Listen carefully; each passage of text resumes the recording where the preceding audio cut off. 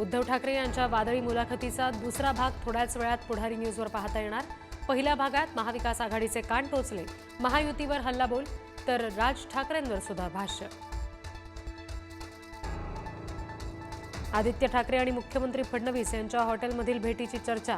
भेटीच्या बातम्या बघून एक व्यक्ती गावी निघून जाईल, आदित्य ठाकरे यांचा शिंदेंना टोला। पहिलीपासून हिंदी सक्तीचा प्रयत्न करून तर बघा, दुकानं नाही शाळाही बंद करेन, मनसेकडून पुन्हा एकदा बॅनरबाजीतून इशारा।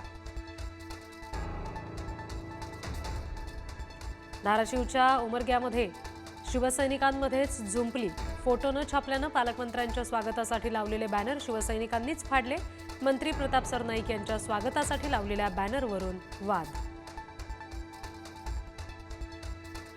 शरद पवारांना सोबत घेण्याबाबत अजितदादांची आमदारांसोबत चर्चा। दोन्ही गट एकत्र आल्यास निवडणुकीमध्ये फायदा होईल, मात्र पवारांना सोबत घेण्यास मोठ्या नेत्यांचा विरोध। उपमुख्यमंत्री अजित पवार पुणे दौऱ्यावर, पुण्यामध्ये विकास कामांची पाहणी करणार। महापालिका निवडणुकीआधी दादांकडून दौऱ्यांचा सपाटा। उद्यापासून संसदेचं पावसाळी अधिवेशन, आज सर्वपक्षीय नेत्यांची बैठक पार पडणार। अनेक मुद्द्यांवरून अधिवेशन वादळी ठरण्याची शक्यता।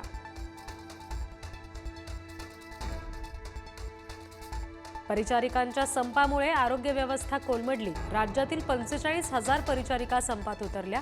रोज 2,000 शस्त्रक्रिया लांबणीवर टाकण्याची वेळ। ॲप टॅक्सी रिक्षा चालकांचा संप अखेर मागे, मीटरने आता प्रति किलोमीटर 32 रुपये भाडं आकारणार। मागण्या पूर्ण न झाल्यास पुन्हा संपावर जाण्याचा इशारा। मुंबई गोवा महामार्गाचं काम डिसेंबरपर्यंत पूर्ण होईल, बांधकाम मंत्री शिवेंद्रराजे भोसलेंची माहिती। तर महामार्गाला शेवटची मार्चची डेडलाईन, 16 वर्षांपासून महामार्ग रखडलेलाच। पुण्यातील शिवाजीनगर कोथरूडसह जवळपास 30 भागांमध्ये आज पाणी बंद। पर्वती ते एसएनडीटीकडे जाणारी पाईपलाईन फुटल्यामुळे पाणी बंद, दुरुस्तीचं काम सुरू।